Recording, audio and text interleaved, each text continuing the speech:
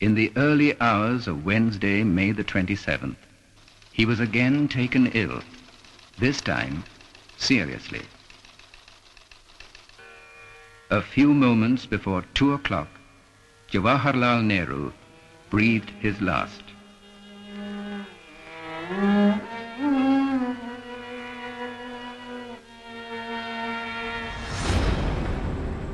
हिंदुस्तान के पहले प्रधानमंत्री जवाहरलाल नेहरू के देहांत के बाद एक पूरे युग का अंत हो गया।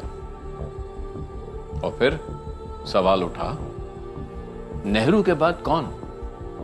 और अगर इस सवाल का सही जवाब नहीं मिलता, इसका सही फैसला नहीं होता, तो एक पूरे देश का सपना, एक एकजुट हिंदुस्तान का सपना टूट सकता था, बिखर सकता था। तो एक बहुत अहम सवाल था, नेहरू के बाद कौन? Who after Nehru?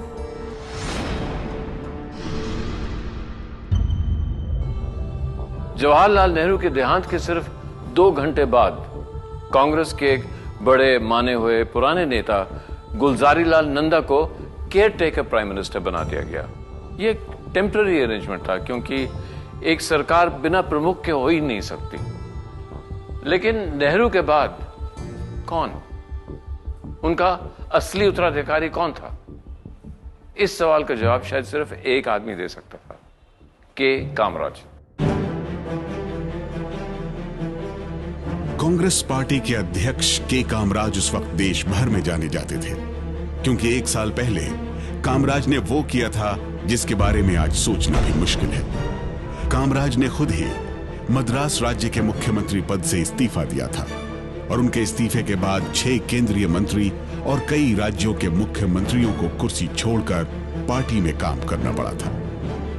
पद छोड़कर पार्टी में काम करने की इस योजना को ही कामराज प्लान कहा जाता है। 27 मई 1964 को कामराज के सामने कांग्रेस पार्टी के अंदर से एक ऐसे व्यक्ति को चुनने की चुनौती थी जिसे सब अपना नेता मान ले। कामराज के सामने एक सबसे बड़ी चुनौती ये थी कि कोई ऐसा नेता बने जो नेहरू के लेगेसी को लेकर आगे बढ़ा सके, जो कांग्रेस को नेतृत्व दे सके ऐसे मौके पर जब कांग्रेस की स्थिति अच्छी नहीं थी।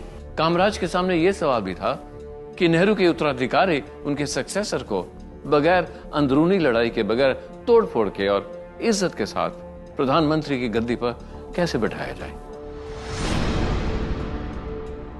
कामराज से नेहरू के बाद कौन का सवाल पूछा जा रहा था, लेकिन कामराज चुप रहे।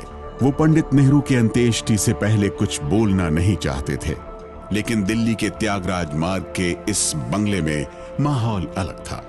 तब मोरारजी देसाई यहीं रहा करते थे। मोरारजी देसाई कांग्रेस के बड़े नेता थे। नेहरू जी की सरकार में फाइनेंस मिनिस्टर रह चुके थे, और जब गुजरात और महाराष्ट्र एक राज्य हुआ करता था, तब वो उसके मुख्यमंत्री भी रह चुके थे। यही समाचार एजेंसी यूएनआई के पत्रकार कुलदीप नैयर मोरारजी देसाई से मिलने पहुंचे। एक मिनट, नैयर साहब, चाहे कुछ भी हो जाए, मोरारजी मुकाबले में उतरेंगे और वो आसानी से जीत भी जाएंगे। अपने शास्त्री जी को कह दो मुकाबला ना करे। सुना आपने नैयर साहब? अपने शास्त्री को कह दो कि मुकाबला ना करे। पत्रकार कुलदीप नैयर की उस रोज मोरारजी देसाई से मुलाकात नहीं हो पाई, लेकिन मोरारजी प्रधानमंत्री पद के लिए दावेदारी करेंगे, इस बात का अंदाजा नैयर को हो चुका था। लाल बहादुर शास्त्री जिस दिन से पंडित नेहरू के कैबिनेट में मिनिस्टर विदाउट पोर्टफोलियो बने थे, उन्हें भी लोग नेहरू के उत्तराधिकारी के रूप में देख रहे थे। मैं सर्वसम्मति के पक्ष में हूं, फिर भी अगर चुनाव होता है तो मैं मोरारजी भाई से मुकाबला कर सकता हूं और जीत भी जाऊंगा, लेकिन इंदिरा जी से मुकाबला नहीं करूंगा। तो फिर क्या किया जाना चाहिए सर? इस हालात में देश की बागडोर संभालने के लिए जयप्रकाश नारायण जैसे व्यक्ति की जरूरत है। मोरारजी भाई को बता दो कि आपसी सहमत से ही नेता का चुनाव करना ठीक रहेगा। जयप्रकाश नारायण और इंदिरा, ये 2 नाम हो सकते हैं। जी,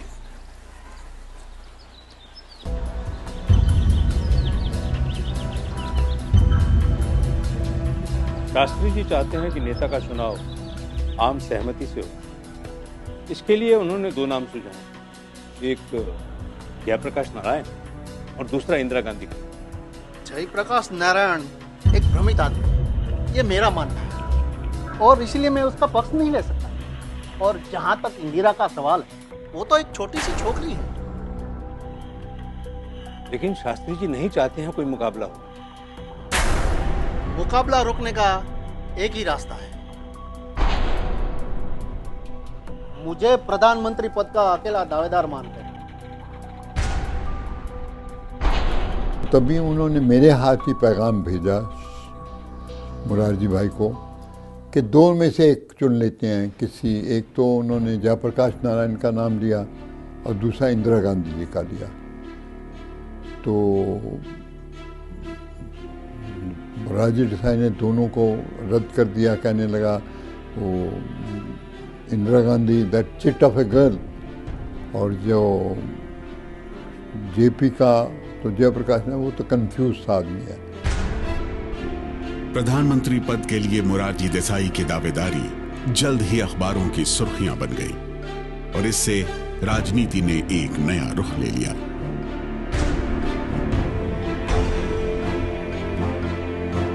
मोरारजी देसाई की जल्दबाजी और उनका पुराना रिकॉर्ड उनके खिलाफ काम कर रहा था कि कामराज और उनका सिंडिकेट भी मोरारजी के सख्त खिलाफ था। जैसे ही मोरारजी की दावेदारी पब्लिक हुई, कांग्रेस अध्यक्ष कामराज नादर का काम आसान हो गया, क्योंकि कामराज मोरारजी देसाई को प्रधानमंत्री बनने से रोकने का फैसला पंडित नेहरू के निधन से पहले ही कर चुके थे।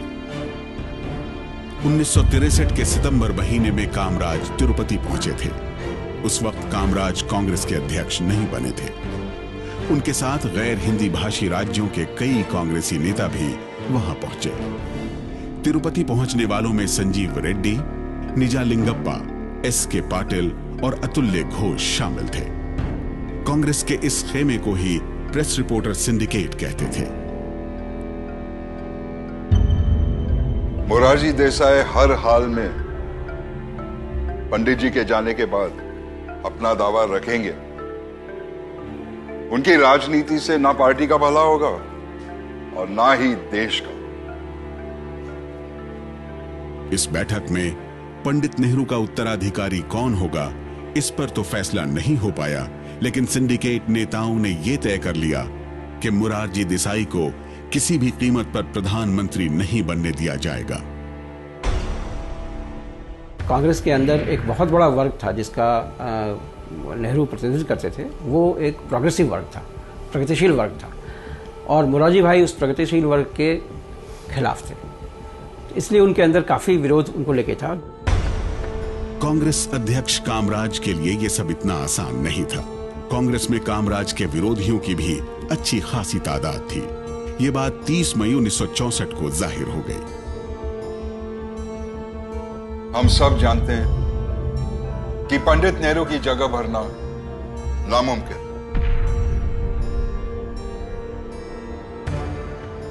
लेकिन इस वक्त अगर हम एकजुट होकर उनका उत्तराधिकारी खोजते हैं तो इससे बेहतर और कुछ नहीं हो सकता है। अध्यक्ष जी, माफ कीजिए, पंडित नेहरू के बाद प्रधानमंत्री कौन बनेगा, इसका फैसला आप या कांग्रेस की कमेटी नहीं कर सकती है। ये अधिकार सिर्फ और सिर्फ कांग्रेस की संसदीय दल का है। पंजाब के मुख्यमंत्री प्रताप सिंह कैरो मोरारजी देसाई के समर्थक थे। मोरारजी देसाई चाहते थे कि प्रधानमंत्री चुनने का काम संसदीय दल करे, न कि पार्टी। लेकिन कामराज ने कांग्रेस वर्किंग कमेटी का वर्चस्व कायम रखा और नेताओं की राय जानने के साथ साथ कांग्रेस में आम राय बनाने की जिम्मेदारी भी खुद अपने ऊपर ले ली और अगले 3 दिन तक देश भर के कांग्रेसी नेताओं से मिलते रहे। वो अड़े हुए थे, तो फिर कामराज पर डाला गया कि अच्छा तुम सारे मेंबरों की कंसेंसस लो, इलेक्शन नहीं कराएंगे लेकिन उनसे पूछ लो बारी बारी क्या राय है। तो उस कंसेंसस में ये निकला कि मोरारजी देसाई बहुत शास्त्री जी से कम है। देश अभी भी केयर टेकर सरकार ही चला रही थी। आम राय की कोशिशें जारी थी और आखिरकार 1 जून 1964 की रात कामराज मुरारजी से मिलने उनके घर पहुंचे। आप जानते हैं कि 3 दिनों से मैं देश भर के नेता से बात कर रहा था, जिससे कि किसी एक नाम पर एक राय बन जाए और वोटिंग की नौबत न आए। आप कांग्रेस के अध्यक्ष हैं। लोगों की राय जानने या एकमत बनाने का काम आपको नहीं करना चाहिए था। आपकी राय से दूसरे लोग प्रभावित होंगे। आपने आम राय जानी नहीं है, खुद बनाई है, पक्षपात किया है आपने। मैंने सोचा कि अगले प्रधानमंत्री का नाम पब्लिक हो जाए, उससे पहले हम आपको अपना विचार बता दें। ज्यादातर कांग्रेस के नेता लाल बहादुर शास्त्री के पक्ष में हैं। अगले प्रधानमंत्री के रूप में वो उन्हीं को देख रहे हैं। हाँ, आप तो शुरू से ही शास्त्री के पक्ष में थे। हम चाहते हैं कि शास्त्री के नाम पर आप भी सहयोग करें। वोटिंग से कांग्रेस की छवि पर असर पड़ेगा।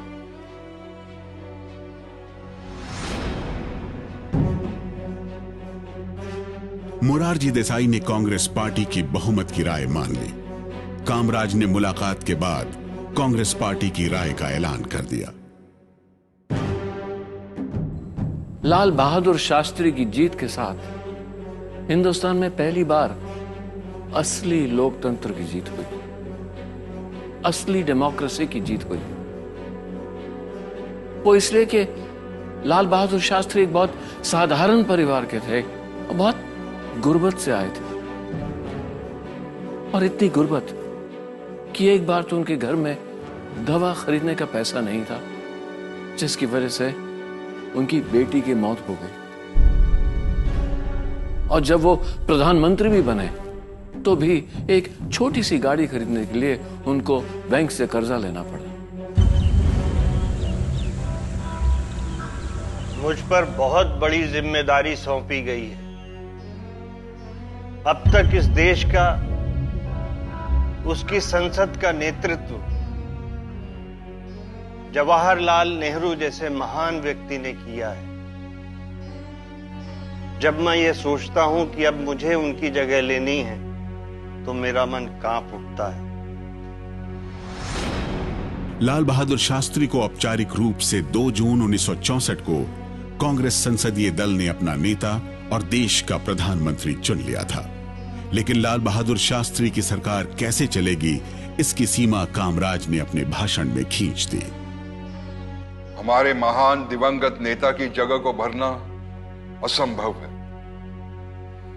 सामूहिक जिम्मेदारी और सामूहिक नेतृत्व और सामूहिक कोशिश के जरिए ही हम महान लक्ष्यों को पाने की कोशिश कर सकते हैं। कामराज ने अपनी राजनीति से, अपने पॉलिटिकल एक्यूमेन से, बिना किसी अंदरूनी लड़ाई के, बिना किसी झगड़े के देश का भविष्य लाल बहादुर शास्त्री के हाथ में सौंप दिया। लेकिन अब उन्होंने कांग्रेस पार्टी को प्रधानमंत्री के पद से, प्रधानमंत्री के ऑफिस से ऊपर रख दिया, जिसका नतीजा यह था कि अब लाल बहादुर शास्त्री कोई भी बड़ा फैसला बगैर कांग्रेस पार्टी से पूछे नहीं ले सकते थे। अब ना ही लाल बहादुर शास्त्री के पास नेहरू का वो पॉलिटिकल पावर रहा, वो राजनीतिक जोर रहा, और ना ही उनके पास नेहरू का अपना एक करिश्माई जोर था। और नेहरू के सामने लोग लाल बहादुर शास्त्री को एक बहुत कमजोर प्रधानमंत्री कहने लगे। लेकिन शायद कामराज का यही प्लान था कि अब हमेशा नेहरू के बाद कांग्रेस पार्टी प्रधानमंत्री के पद से ऊपर रहे। लेकिन उसका नतीजा यह था कि देश के सामने जो चुनौतियां थी वो और बड़ी लगने लगी। मंत्रिमंडल बनाने के लिए क्या आप नेहरू जी वाला रवैया अपनाएंगे? नेहरू जी वाला रवैया क्या था? क्या आप चीन से शांति वार्ता करेंगे? इस सवाल का जवाब मैं दूं, इससे पहले मुझे कुछ दिन इस पद पर रह लेने दीजिए। आपकी पहली प्राथमिकता क्या है? मेरी सबसे पहली और बड़ी प्राथमिकता खाद्यान्न मूल्यों को बढ़ने से रोकना है। देश में अनाज का जो संकट है उसे खत्म करना है। और इन दिनों देश जिस दौर से गुजर रहा है उन हालातों पे काबू पाना होगा। प्रधानमंत्री बनने के बाद लाल बहादुर शास्त्री की ये पहली प्रेस कॉन्फ्रेंस थी। इसी प्रेस कॉन्फ्रेंस में एक और बात हुई जिसका जिक्र आज भी होता है। कुछ पत्रकारों ने प्रधानमंत्री शास्त्री से बहुत ही गैर जिम्मेदाराना तरीके से सवाल पूछे, जैसे वो किसी छोटे ऑफिसर से बात कर रहे हों। आहत लाल बहादुर शास्त्री ने इसके बाद औपचारिक प्रेस कॉन्फ्रेंस बुलानी ही छोड़ दी। मंत्रिमंडल के कुछ सदस्यों का रुख भी लाल बहादुर शास्त्री को नीचा दिखाने वाला था। कहानी 3 मूर्ति भवन को लेकर शुरू होती है। 3 मूर्ति भवन प्रधानमंत्री का सरकारी निवास था। जवाहरलाल नेहरू का निधन वहीं हुआ और उनका निधन होते ही 3 मूर्ति भवन को नेहरू मेमोरियल में तब्दील करने की मांग उठी। और इससे पहले कि शास्त्री जी इस पर कोई फैसला कर पाए, उनको इंदिरा गांधी ने एक चिट्ठी लिखी।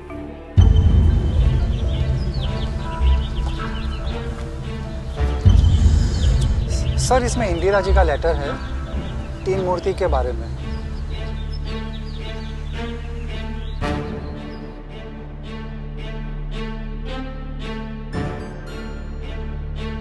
आदरणीय प्रधानमंत्री जी, 3 मूर्ति भवन को आप मेरे पिताजी पंडित नेहरू का स्मारक बनाना चाहते हैं या खुद वहां रहना चाहते हैं? इस बात पर अगर आप जल्दी फैसला करते हैं तो बेहतर होगा। वैसे मैं ये हमेशा मानती रही हूँ कि 3 मूर्ति भवन रिहाइश के लिहाज से बहुत बड़ा है, लेकिन पंडित नेहरू की बात अलग थी। उनसे मिलने वालों की तादाद बहुत ज्यादा थी। अब मुलाकात करने वालों की तादाद उतनी ना रहे। आपकी इंदिरा गांधी।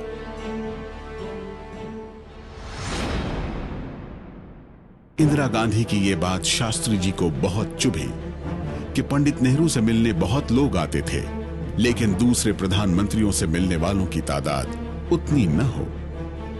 इंदिरा गांधी को शास्त्री ने अपनी कैबिनेट में जगह भी दी। उन्हें इंफॉर्मेशन एंड ब्रॉडकास्टिंग मिनिस्टर बनाया गया था।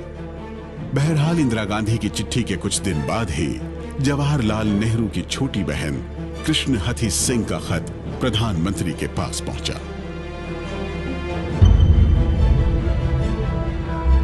पंडित नेहरू जी की बहन कृष्णा हथी सिंह जी की चिट्ठी है।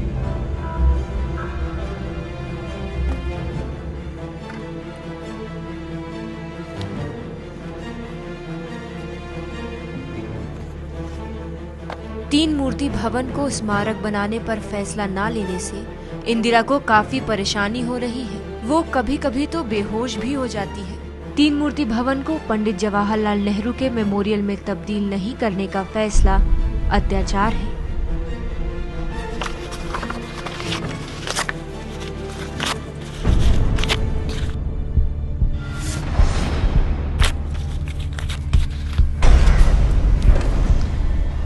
अब मुझे 3 मूर्ति भवन के पास भी नहीं जाना।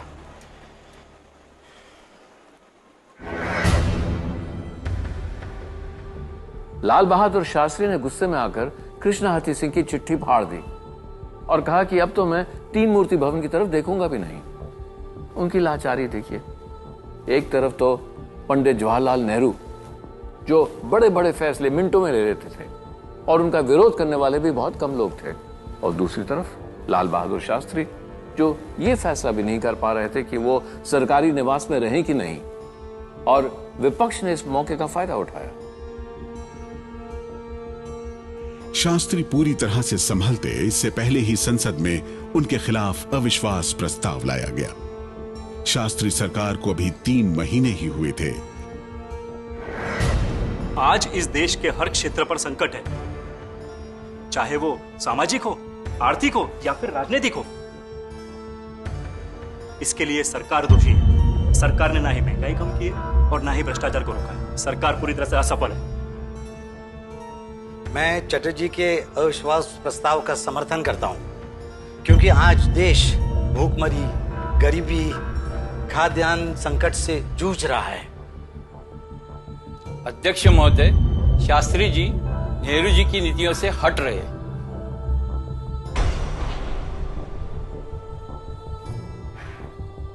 अध्यक्ष महोदय, नेहरू जी के प्रति वफादार रहते हुए भी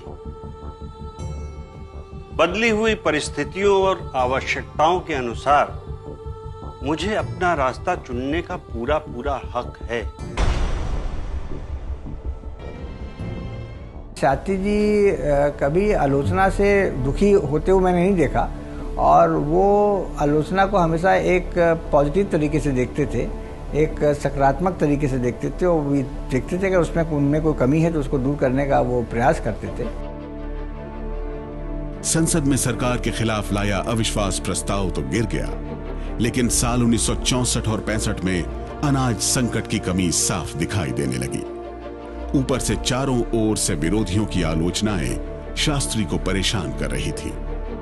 इन हालात में लाल बहादुर शास्त्री ने अपना अंदाज बदला और एक बड़ा नारा लोगों को दिया। नारा था हफ्ते में एक दिन उपवास का। शास्त्री ने पहले मेरी माँ से कहा कि मैं देखना चाहता हूँ कि मेरे बच्चे भूखे रह सकते हैं कि नहीं। तो उन्होंने एक शाम को मेरी माँ से कहा खाना ना बने, और हम लोग, हालांकि मैं उसमें 15 वर्ष का था, 14-15 वर्ष का था, और मेरे 2 छोटे भाई थे, हम लोग भी भूखे रहे। और शास्त्री जी को जब ये विश्वास हो गया कि उनके बच्चे भी भूखे रह सकते हैं, उनके परिवार के सदस्य भूखे रह सकते हैं, तभी उन्होंने देशवासियों का आह्वान किया कि हम हफ्ते में एक समय भोजन नहीं करेंगे। शास्त्री ने प्रधानमंत्री निवास के लॉन में ही अनाज उगाने का फैसला किया और 2 बैलों के साथ लॉन की जुताई शुरू कर दी। लेकिन तभी इतिहास ने एक नया रास्ता चुन लिया। जब उन्होंने किचन गार्डन बनाने की बात की और लोग अपने घरों में सब्जियां और अनाज उगाने लगे, शास्त्री जी ने खुद अपने प्रधानमंत्री निवास में हल चलाकर उन्होंने भी ये दर्शाया कि आवश्यकता इस बात की है कि हमारे पास जो भी ज़मीन है उसमें ज़्यादा से ज़्यादा अनाज को पैदा किया जाए। खराब आर्थिक हालात के बीच लाल बहादुर शास्त्री का सामना एक और चुनौती से होने वाला था। चीन से लड़ाई को 3 साल भी नहीं गुजरे थे, भारतीय सेना हार के बाद अपना मनोबल जुटा ही रही थी कि 1965 के मई और जून महीने में पाकिस्तान ने गुजरात के कच्छ के रण पर हमला बोला। यह वो इलाका था जहां कोई सीमा विवाद नहीं था। इतना ही नहीं, इस हमले में पाकिस्तान ने भारत के एक इलाके कंजर कोट को हथिया लिया। 1965 के जून महीने में अंतर्राष्ट्रीय दबाव के आगे भारत को पाकिस्तान से समझौता करना पड़ा। इसके तहत भारत को 75 स्क्वायर मील जमीन पाकिस्तान को देनी पड़ी, जिसकी वजह से प्रधानमंत्री शास्त्री की तीखी आलोचना हुई। संसद में आलोचना करने वालों में विजया लक्ष्मी पंडित भी थी। विजया लक्ष्मी पंडित जवाहरलाल नेहरू की बहन थी और कई देशों में भारत की राजदूत रह चुकी थी।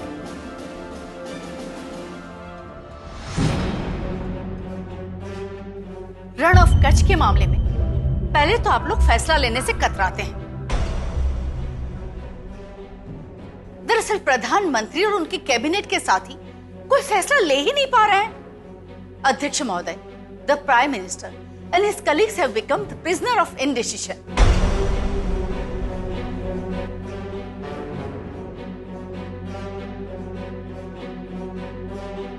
क्या लाल बहादुर शास्त्री फैसला लेने में असमर्थ थे या वो युद्ध को टालना चाहते थे? रण ऑफ कच्छ पर समझौता उनके लड़ाई को टालने की एक कोशिश थी। 5 अगस्त आते आते शास्त्री समझ गए थे कि युद्ध को रोकना नामुमकिन है। उस दिन ललिता शास्त्री ने घर में पूजा रखी थी और घर वालों के साथ प्रधानमंत्री कार्यालय के अफसर भी दरी पर बैठकर खाना खा रहे थे।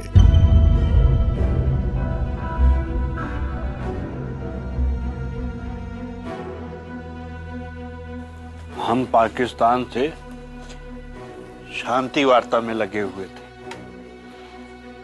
और पाकिस्तान अपने मुरी इलाके में घुसपैठिए तैयार कर रहा था। अब मुझे अयूब खान की नीयत पे जरा भी शक नहीं है। वो हमसे लड़े बिना मानेंगे नहीं। हम उन्हें सबक सिखाए बिना नहीं छोड़ सकते।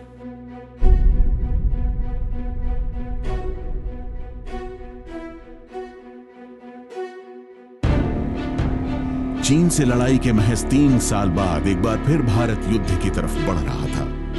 पिछली लड़ाई के जख्म ताजे थे, पाकिस्तान उन्हें ही कुरेदने की कोशिश कर रहा था। पाकिस्तान के राष्ट्रपति अय्यूब खान और विदेश मंत्री जुल्फिकार अली भुट्टो समझ रहे थे कि कश्मीर पर कब्जा करने का इससे बेहतर मौका फिर कभी नहीं मिलेगा।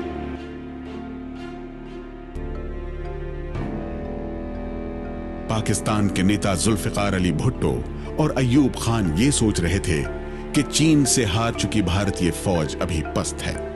साथ ही भारत के प्रधानमंत्री फैसला लेने में हिचकिचा रहे हैं, लिहाजा कश्मीर पर कब्जा करने का सबसे सही वक्त यही है।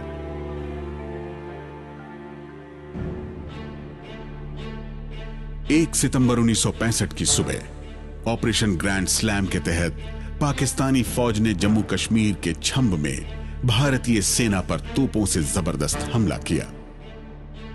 छंब का इंपॉर्टेंस यही था कि वो एक डोमिनेट करती है उस मतलब आपका जो मेन रूट है आगे जम्मू कश्मीर को, वहाँ से उसको आप एक बारी अंदर जाते हैं तो आप वो चिकन नेक के जरिए सप्लाई रूट को बंद कर सकते हैं।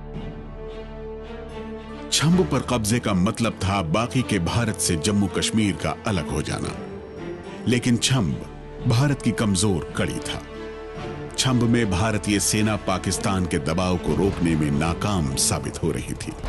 अब बड़े फैसले का समय था। जम्मू कश्मीर को बचाने के लिए हवाई हमले करने की जरूरत थी।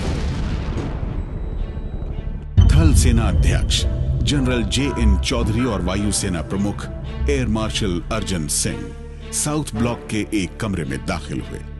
सामने रक्षा मंत्री Y.B. चौहान थे। रक्षा मंत्री चौहान को छंब के हालात से आगाह किया गया। जनरल चौधरी, छंब में फौज पाकिस्तान को रोक क्यों नहीं पा रही है? सर, पाकिस्तान अपनी हैवी आर्टिलरी के साथ आगे बढ़ रहा है। हमारी आर्टिलरी इसलिए आगे नहीं बढ़ पा रही क्योंकि आगे पुल कमजोर है। सर, हमें पाकिस्तान की तोपों को रोकने के लिए अपनी एयरफोर्स से बमबारी करवानी पड़ेगी।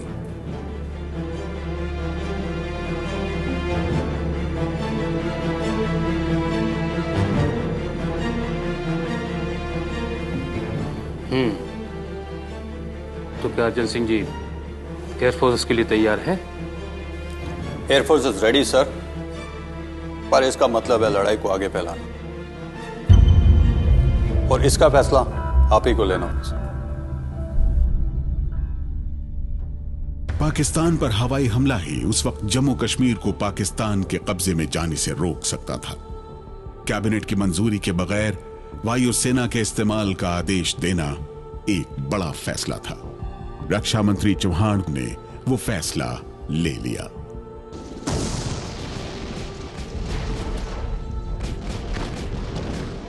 ये अटैक आया था छंब सेक्टर में, तो जनरल चौधरी और एयर मार्शल अर्जन सिंह, तब एयर मार्शल अब marshal of the air force Arjan Singh, defence minister के पास गए तो उन्होंने कहा कि उनसे पूछा मार्शल अर्जन सिंह से कि कितना टाइम लगेगा एयरफोर्स को तैयार होने में। उन्होंने कहा आधा घंटा, और 1 घंटे के अंदर जो है उन्होंने ये बहुत पुराना जहाज़ होता था 1948 में जो जेट्स हिंदुस्तान में आए थे, वैम्पायर्स, वो लॉन्च किए। एयरफोर्स के इस्तेमाल से भारतीय फौज के पांव उखड़ने से बच गए, लेकिन थोड़े समय के लिए ही पाकिस्तान ने अपनी पूरी ताकत जम्मू कश्मीर और खास तौर पर छंब में झोंक रखी थी। इस तरह जम्मू कश्मीर को बचाना नामुमकिन लग रहा था।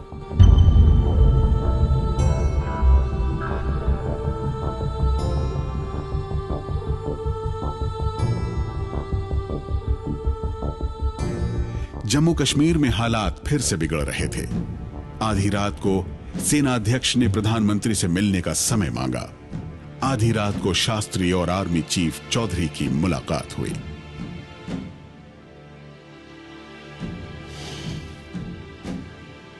सर, अब हमें बड़ा फैसला लेना ही होगा। पाकिस्तान को जवाब देना ही होगा। तो फिर आप ऐसा करते क्यों नहीं? दरअसल अब हमें दूसरी ओर जवाबी मोर्चा खोलना होगा, पंजाब की तरफ से। मतलब अब लाहौर की तरफ हमें अपनी सेना को भेजना होगा। ये एक अंतर्राष्ट्रीय सीमा है सर, इसे पार करना ही होगा। घुसपैठिए जहां से कश्मीर में आए थे वो भी एक अंतर्राष्ट्रीय सीमा है। आप सीमा पार कीजिए। सर आप जानते हैं इसका मतलब क्या होगा? मैं जानता हूं इसका अर्थ क्या है, तभी मैं आपसे ये करने के लिए कह रहा हूं। आप सीमा पार कीजिए।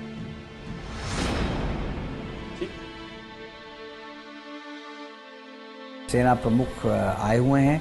एयर मार्शल अर्जुन सिंह जो अभी जीवित हैं, मार्शल एयरफोर्स हैं, जनरल चौधरी और नेवी के सोमन, ये 3 लोग आए थे। और साथी जी को उन्होंने ये गंभीरता बताई कि इस तरह से बहुत ही गंभीर मसला है। और साथी ने तुरंत कहा कि हमें और फ्रंट्स खोलने चाहिए, आपको मेरी तरफ से पूरी इजाज़त है, आप नए मोर्चे खोलिए और उसमें लाहौर को भी शामिल करिए। लाल बहादुर शास्त्री ने लड़ाई बढ़ाने का फैसला ले लिया। एक बहुत अहम फैसला।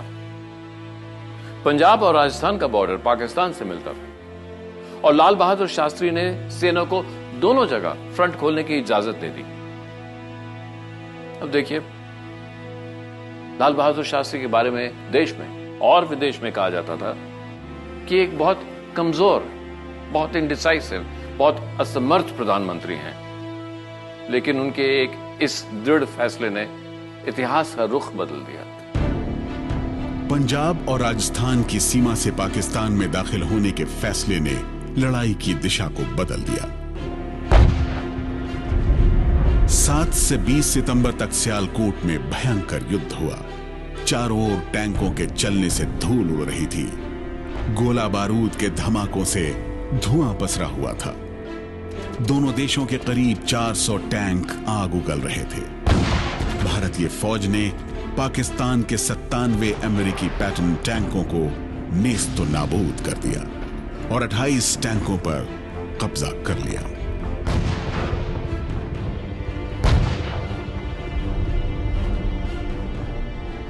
भारतीय फौज लगातार पंजाब की अंतर्राष्ट्रीय सीमा पार कर लाहौर के करीब तक पहुंच गई। कश्मीर के हाजी पीर इलाके पर भी भारत का कब्जा हो गया था। सियालकोट पर भारत किसी भी वक्त कब्जा कर सकता था।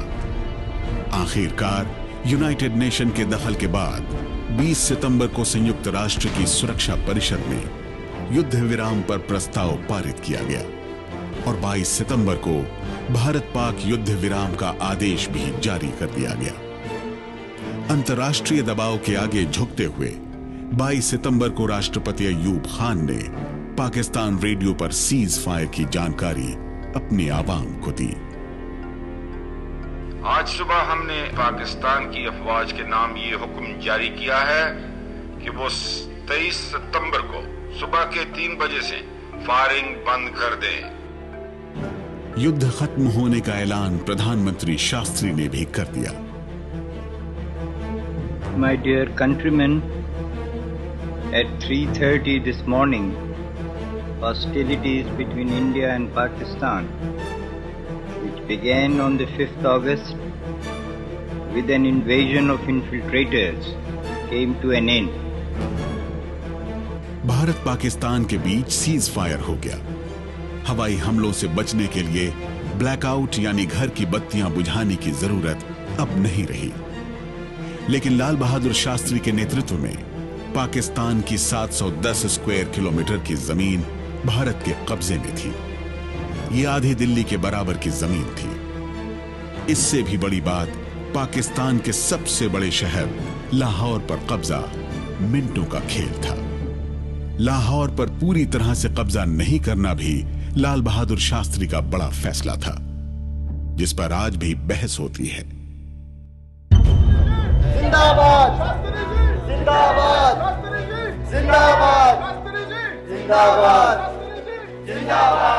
सदर अयूब ने ऐलान किया था कि वो दिल्ली तक चहलकदमी करते हुए पहुंच जाएंगे। वो बहुत बड़े आदमी हैं। मैंने सोचा कि उन्हें दिल्ली तक पैदल चलने की तकलीफ क्यों दी जाए, हम ही लाहौर की तरफ बढ़कर उनका इस्तकबाल कर लेते हैं।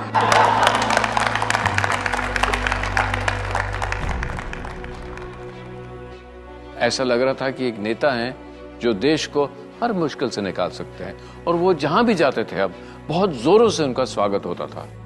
और ऐसी ही एक जगह थी इलाहाबाद का उर्वा गांव। एक बात और वो ये कि आज जहां जवान अपना खून बहा रहे हैं, वहां मैं किसानों से निवेदन करना चाहता हूं कि वे अपनी मेहनत करें, पूरी तरह से मेहनत करें। ये दो नारे मुझे लगता है आज देश के लिए बहुत जरूरी है। तो ये नारे मैं आपके सामने कहता हूं और आपसे आशा करूंगा कि आप इन्हें दोहराएंगे। जय जवान, जय जवान, जय किसान, जय किसान, जय किसान, जय किसान। अरे बोलिए, जरा जोर से बोलिए, क्या धीमी आवाज में बोलते हैं आप। बोलिए, जय जवान, जय किसान, जय जवान, जय किसान, जय किसान, जय किसान, जय किसान, जय जवान, जय किसान। जब उन्होंने कहा कि मेरे साथ 3 बार जय जवान जय किसान का नारा लगाइए साथ में, तो एक इतनी जोर से लोगों ने उनका साथ दिया नारे को रिपीट करके कि लगता है वो वहाँ से करीब 30 किलोमीटर दूर इलाहाबाद तक भी सुनाई पड़ा होगा। इतनी जोर पूरी गूंज गई थी आवाज़। वो अभी नज़ारा जो है मुझे आज तक याद है, भूल नहीं पाता। सीमा पर लड़ाई थम गई और अब शास्त्री का ध्यान अपनी कैबिनेट की तरफ गया। उनकी कैबिनेट में कई मंत्री थे जो लगातार उनकी खुली अनदेखी कर रहे थे। शास्त्री अपने वित्त मंत्री टी कृष्णामचारी और इंदिरा गांधी के रवैये से परेशान थे।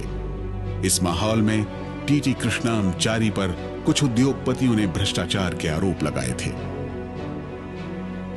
शास्त्री जी ने टी कृष्णामचारी से कहा कि ये जो सारे आरोप आप पे लगाए जा रहे हैं, ये हम जानते हैं कि गलत हैं, लेकिन फिर भी एक छोटी सी अनऑफिशियल इन्वेस्टिगेशन कर लेनी चाहिए, ताकि बाद में लोग ये ना बोलें कि हमने कोई जांच ही नहीं की।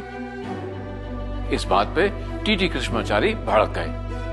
उनको गुस्सा आया और उन्होंने शास्त्री जी से कहा कि एक प्रधानमंत्री और फाइनेंस मिनिस्टर के बीच गहरा भरोसे वाला संबंध होता है, जैसे एक पति और पत्नी में होता है, और हमें नहीं लगता कि ये संबंध आप में और हम में अब रहा है। इसलिए हम चाहते हैं कि हम आपको एक इस्तीफा दे दें। टी कृष्णामचारी ने इस्तीफा दे दिया। टी कृष्णामचारी इस्तीफा देने के बाद सीधे गए इंदिरा गांधी के घर, और इंदिरा गांधी ने कृष्णामचारी से कहा था कि कैबिनेट से निकाले जाने की बारी अब उनकी है। शास्त्री जी तो यही चाहते थे कि इंदिरा गांधी हिंदुस्तान की राजदूत बनके, हाई कमिश्नर बनके ब्रिटेन चली जाएं, और वो तो इस बात पे राजी भी हो गई थी। अब आप सोचिए कि अगर ऐसा हो जाता तो हमारी आज की राजनीति कैसी होती, अगर इंदिरा गांधी हिंदुस्तान छोड़ के।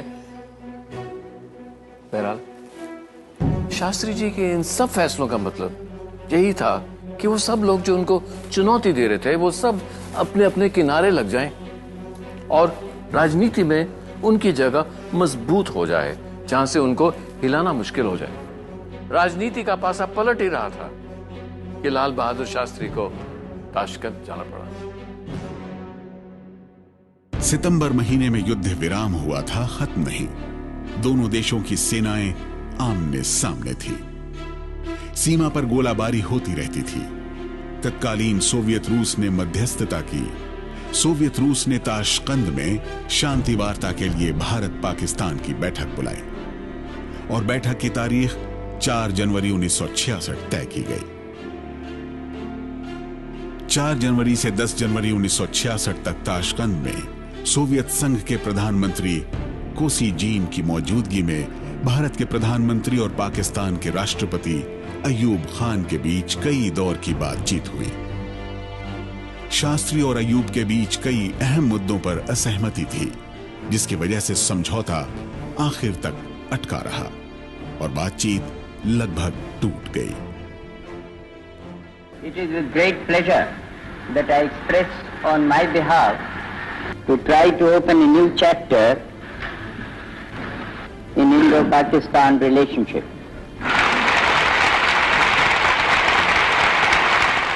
My delegation and I were deeply moved. Pakistan recalls the past as it beckons the future.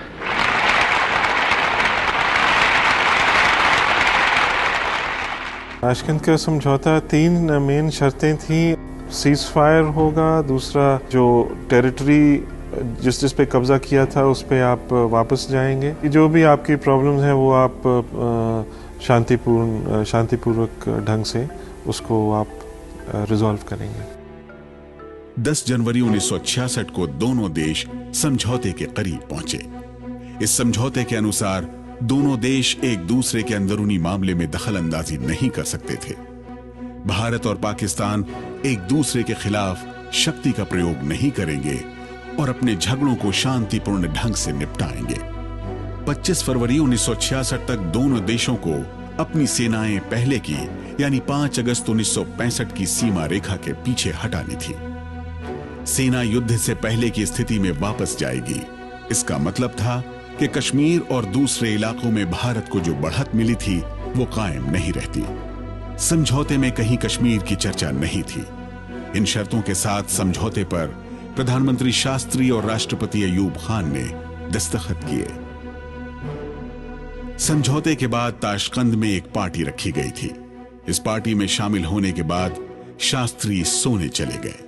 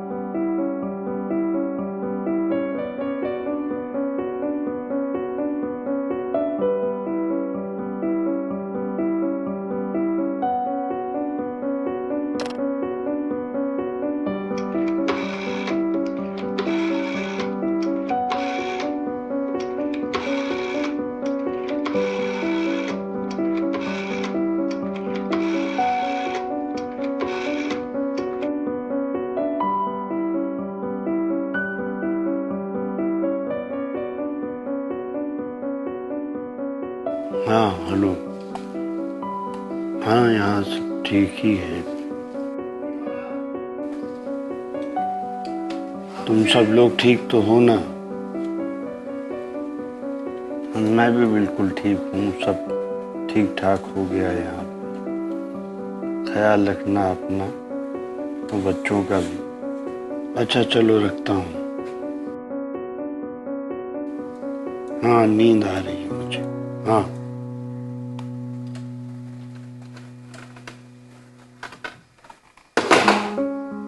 Phone आया था और उस समय उन्होंने ये कहा था कि आज के जो अखबार हैं वो काबुल भिजवा दिए जाएं, क्योंकि वो सुबह काबुल पहुंचेंगे, वो पढ़ना चाहेंगे। तो जानना तो चाह रहे थे कि भारत की जनता की क्या प्रतिक्रिया है।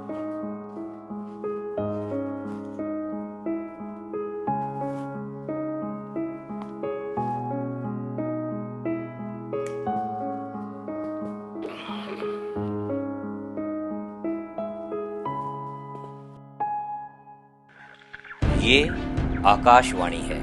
अब आप अशोक वाजपेयी से समाचार सुनिए। बहुत दुख के साथ कहना पड़ रहा है कि कल रात हमारे प्रधानमंत्री श्री लाल बहादुर शास्त्री का ताशकंद में हृदय गति रुक जाने से निधन हो गया।